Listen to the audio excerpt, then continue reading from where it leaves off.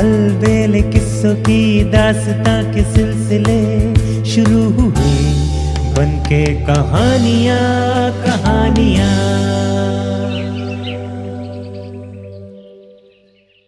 आइए सुनते हैं आज की कहानी तीखे तेवर।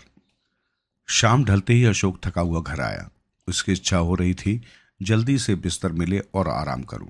शरीर उसका काबू नहीं आ रहा था। घर में दाखिल होते ही वो बेडरूम में पहुंचा, बिस्तर पर आ पड़ा। वक्त के तीखे तेवरों ने उसे बहुत थका रखा है। पत्नी ने देखा तो वो पीछे पीछे आ पहुंची। उसकी हालत देखकर बोली, कपड़े तो निकाल लिए होते, लाओ मैं निकाल दूं। मुझे छेड़ो मत, पड़ा रहने दो। कुछ बोलने की इच्छा नहीं करती है, बड़ा थका हुआ हूं। अशोक सुस्त भाव में बोला, हो सके थोड़ी एक कप चाय गरम गरम पिला दो, जब तक मैं आराम कर लेता हूं, बहुत थक गया हूं। लाओ मैं कपड़े निकाल दूं, पानी में तर हैं, बदबू मार रहे हैं। कपड़े निकालने से शरीर को आराम भी मिलेगा। पत्नी ने कपड़े निकालकर खूंटी पे टांग दिए। कुछ रुपए हैं, कुर्ते की जेब में निकाल लो। अशोक पालथी मारकर बोला, कहीं खो जाएंगे तो गरीबी में आटा गीला हो जाएगा। वैसे फटाफट तुम चाय बनाकर ले आओ, अभी जाती हूँ। पत्नी ने आश्वासन दिया। अशोक पालथी मारी, बड़ी थकान है, शरीर बहुत दर्द कर रहा है। न जाने कब दिन सुधरेंगे, कब तक झेलना पड़ेगा ये सब। ईश्वर चाहेगा अब जल्दी ही सब ठीक हो जाएगा। पत्नी बोली, मेरी आत्मा कहती है जल्दी ही दिन सुधर जाएंगे। ये सब मन का भ्रम है, अशोक बोला। यही सोचते ये सब झेलते आ रहे हैं। अब तो शरीर भी जवाब देने लगा है। थोड़ा सा काम क्या कर लेता हूँ, थकान सी चढ़ जाती है। जब सुख झेलने की उम्र आई है, दुख भोग रहा हूँ। कोई भी सहयोग करने वाला नहीं है। सभी बनी बनी के रिश्ते होते हैं, यहाँ कोई किसी को नहीं पूछता। आप आराम करो, थके हुए हो, मैं भी चाय बनाकर लाती हूँ। पत्नी चाय बनाने को रसोई की ओर चली गई। पत्नी समझती थी इन्होंने अपने जीवन में बहुत कुछ झेला है, काफी उतार चढ़ाव देखा है। जब अच्छा काम था, सुख था, सभी अदब से बात किया करते थे, आगे पीछे घुमा करते थे, सभी के भले थे। कितने लोग इस शहर में इनके सहयोग से आज बुलंदी पर हैं, पर कोई सीधे मुंह बात करना पसंद नहीं कर रहा। यही सबसे बड़ा इन्हें दुख है। पेट पालने के लिए, घर परिवार चलाने के लिए इस उम्र में कड़ी मेहनत करनी पड़ रही है। वो पति का दुख दर्द समझती थी, इसी कारण समय समय पर उसका साहस बढ़ाई रहती है। सच्ची पत्नी और उसका यही धर्म होता है, दुख में पति के दर्दों और भावनाओं को समझकर कदम कदम पर साथ दे। ऐसी स्थिति में पति पत्नी का संबंध और प्रगाढ़ हो उठता है। इसमें मधुरता आती है। इससे बड़े से बड़ा दुख हल्का लगता है। आदमी को नाजुक समय में इस व्यवहार से पत्नी के माध्यम से नई ऊर्जा प्राप्त होती है। दुखों से डटकर आगे बढ़ता रहता है। सफल पत्नी के यही लक्षण होते हैं। इधर बिस्तर पर लेटे लेटे अशोक को स्वार्थी रिश्तेदारों और मित्रों के स्वभाव की रेखाएं उभरने लगी थी। सबका लाड प्यार उसने इतने दिनों में देख लिया था। ऐसा कोई दोस्त और रिश्तेदार न हो जिसकी सहायता उसने न की थी। उस पर पड़ी है तो उसे लोग पहचानते नहीं। सीधे मुंह बात करना तो दूसरी बात रही है। वो बहुत कुछ सोचने लगा था। पत्नी चाय लेकर आ पहुंची। लीजिए चाय। पत्नी ने चाय थमा दी। अशोक की गंभीरता को वो भांप गई थी। खामखा में निरर्थक चिंता मत किया करो। इस तरह से दिमाग में भी और परेशानी हो उठती है। जीवन में दुख सुख तो चलता रहता है। इससे घबराने वाला जीवन संघर्ष में हार जाता है। ईश्वर की कृपा होगी, पहले जैसा सब कुछ ठीक हो जाएगा। ऐसे मोड़ पर तुम्हारा साथ हो रानी, और मैं घबरा जाऊं, ऐसा कैसे हो सकता है। मैं तो ईश्वर से यही दुआ करता हूं तुम जैसी पत्नी हर आदमी को दे। अन्यथा आजकल की औरतों को मैं भली भांति समझता हूं। सुख में तो पति को बहुत प्यार करती हैं, दुख में रात दिन कोसती हैं। सब पत्नियां ऐसी नहीं होती हैं। रानी मुस्कुराई। जो पत्नी दुखों में पति को कोसे, मैं उसे पत्नी नहीं गैर औरत समझती हूँ। ऐसी औरत पत्नी के नाम पर कलंक होती है। तुम ठीक कहती हो रानी, पर हर पत्नी ऐसी नहीं समझती। वो तो अपना दुख सुख देखती है, पति का नहीं। यही कारण है अच्छे भले परिवारों के टूटने का। अपने पड़ोस की शर्मा जी को देख लो, कितना प्यार था पति पत्नी में। लोग आश्चर्य करते थे। आज पूरा मोहल्ला गंधा रहा है दोनों की रात दिन की कांव कांव से।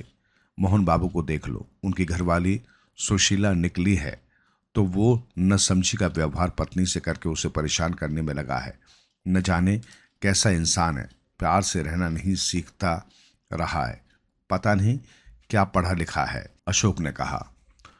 लोग हमें क्या लेना देना, रिपीट। होगा, हमें क्या लेना देना। रानी ने बात को मोड़ने का प्रयास किया। मुझे अपना घर देखना है, दूसरों से हमें क्या लेना देना।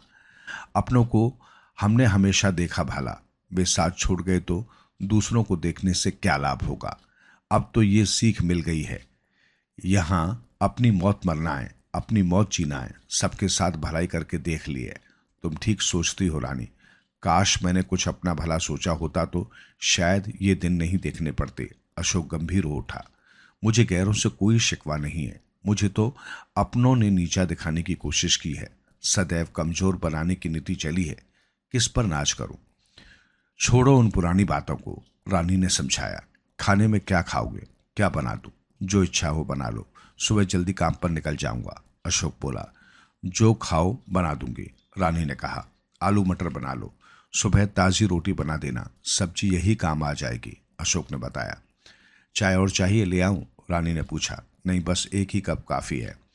मेरी बाल्टी भर देना, थोड़ी देर बाद नहा लूं, सारा शरीर पसीने से चिपचिपा रहा है। ठीक है, सब्जी काट लूं, भर दूंगी। रानी उठकर चली गई। समय की अंगड़ाई और बच्चों के सहयोग ने अशोक को साहस संघर्ष के लिए और उत्साहित कर दिया। सुबह उठते ही उसने पूजा अर्चना की, काम के लिए नाश्ते के बाद बाहर निकल गया। अशोक के जाते हुए रानी ने अनुरोध किया था कि पिंकी को दुकान खोलने की आज्ञा देते जाएं। उसे विश्वास दिलाया था कि वो अब किसी प्रकार की शिकायत का मौका नहीं देगा। पहले तो वो बहुत नाराज हो उठा था। तुम्हें मालूम है रानी, पिंकी की वजह से इस गरीबी में कितनी रकम की चपेट में आ गया हूं।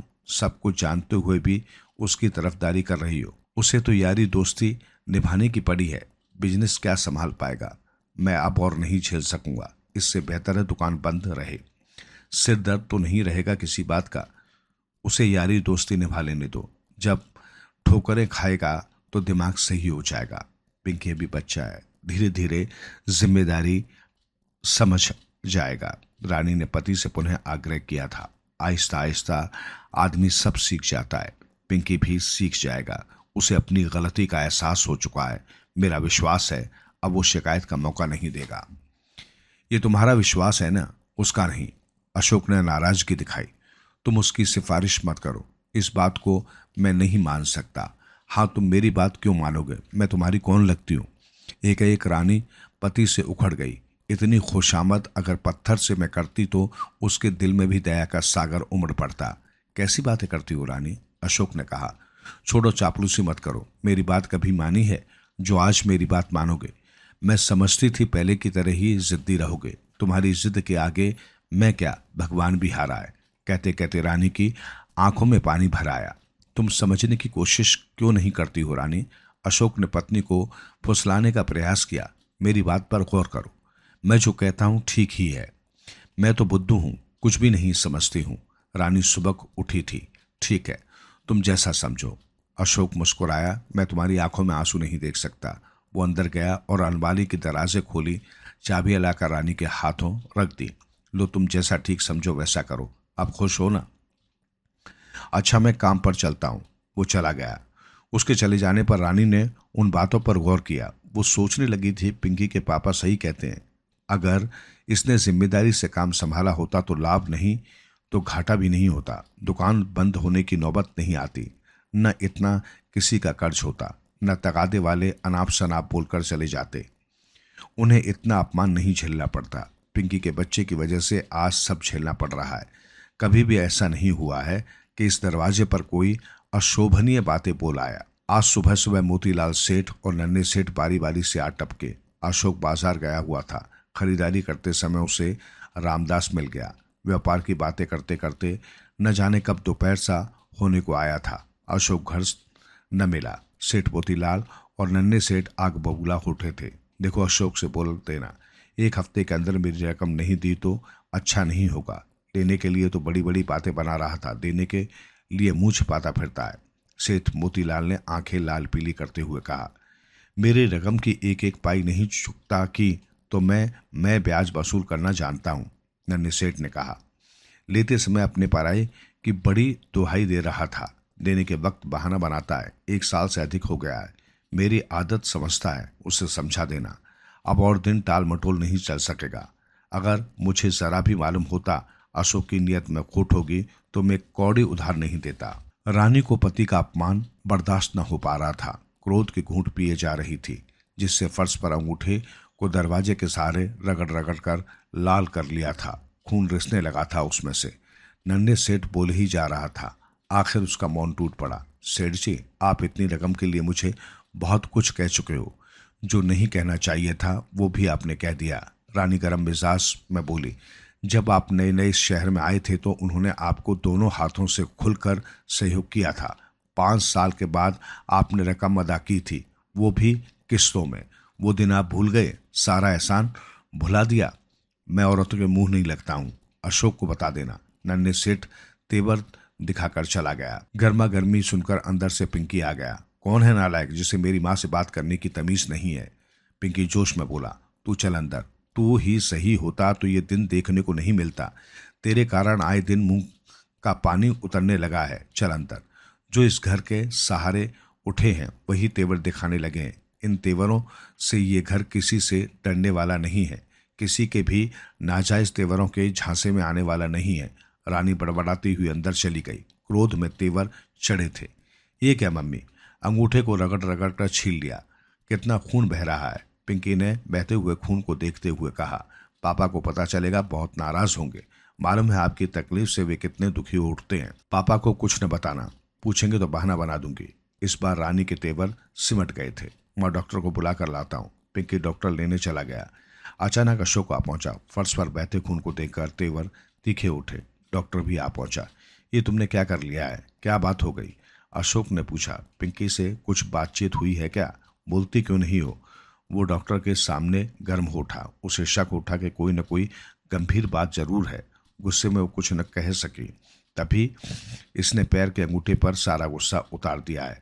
कुछ नहीं हुआ, थोड़ी सी खरोच लग गई थी, खून निकल आया है। खामखा में आप परेशान हो रहे हैं। रानी ने बात छिपाने की कोशिश की। ये खरोच लगी है? अशोक के तेवर अभी भी तीखे थे। क्यों सच्चाई को छिपा रही हो? पिंकी से कुछ जरूर बात हुई है। आने दो पिंकी के बच्चे को। मैं सोचता हूँ क्या हाथ उठाऊं बराबर के लड़के पर, लेकिन उसकी शरारतें बढ़ती जा रही हैं। ढील देने का मतलब ये नहीं औलाद माँ बाप के सिर नंगा नाचे। तुम्हें मेरी कसम है, पिंकी को कुछ मत कहना। उसका कोई दोष नहीं है, सारी गलती मेरी है। रानी पति के तीखे तेवरों को भांप गई थी। उसे शंका हो उठी थी, अगर मैं कुछ नहीं बोलती हूँ तो ये पिंकी पर बरस पड़ेंगे। हो सकता है हाथ भी उठा दें। बेकार में बाप बेटे में झड़प हो उठेगी। पिंकी दवाई लेकर आ जाए, डिस्पेंसरी भेज देना, उसे समझा दूंगा।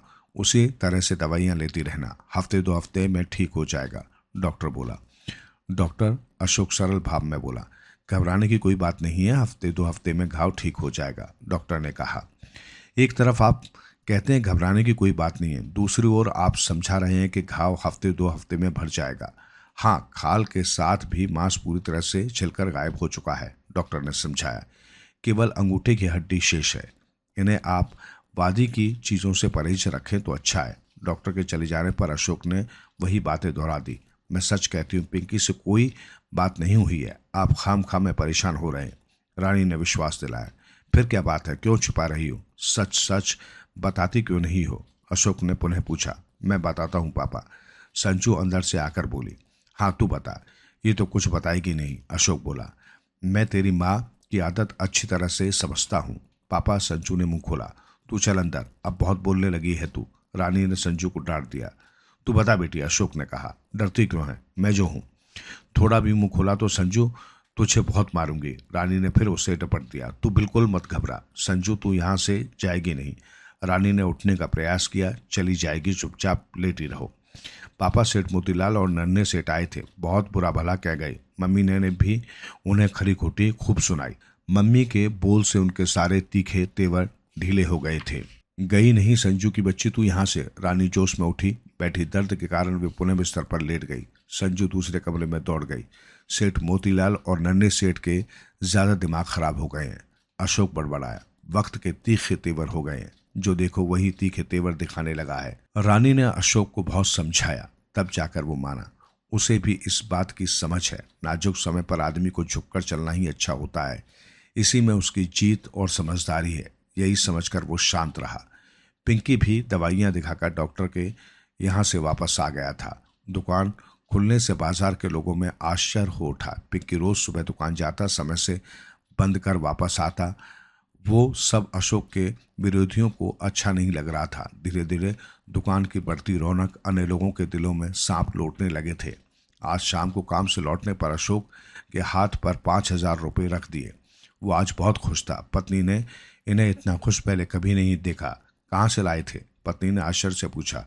तनख्वाह के हैं, पेशगी मिली है, चुराकर नहीं लाया हूँ कहीं से, अशोक हंसकर बोला। कहीं काम मिल गया है क्या?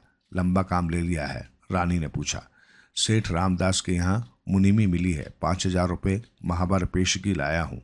अशोक के चेहरे पर मीठी मुस्कान थी। सेठ रामदास बाजार में मिला।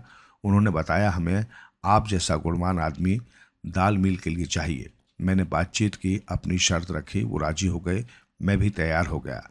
आज पेशगी ले आया हूँ। ऐसा लगता है मुझे अब वक्त के तेवरों ने अपना रंग बदल लिया है। मेरी आत्मा कहती है अब जल्दी ही वक्त के तीखे तेवर बदलेंगे। सो भगवान ने मेरी सुन ली है। मैं सुबह मंदिर जाकर भगवान को प्रसाद चढ़ाऊंगी। सुबह होते ही रानी, संजू और पिंकी नहा धोकर मंदिर में प्रसाद चढ़ाने की तैयारी में लग गए। सभी के चेहरे पर प्रसन्नता की झलक स्पष्ट दिख रही थी।